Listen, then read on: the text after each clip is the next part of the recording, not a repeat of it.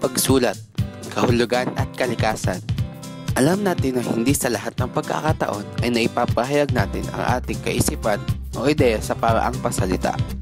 Kung minsan nga'y para tayong hindi mapalagay sa harapan ng maraming tao o sa harap man ng ating guro pag tayo nakikipagdiskurso o nakikipag-usap sa kanila. At sa mga problema o sitwasyong gaya ng mga ito, dito na pumapasok ang ideya ng pagsulat.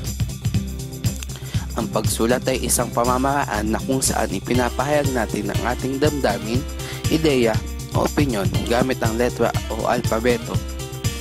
Ito ay pisikal at mental na activity na ginagawa sa iba't ibang layunin.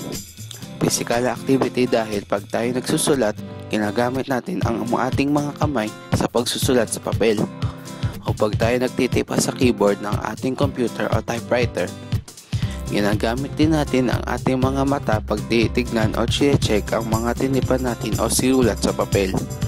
Ito ay mental na activity sapagkat hindi naman tayo nakakapagsulat kung tayo hindi nag-iisip.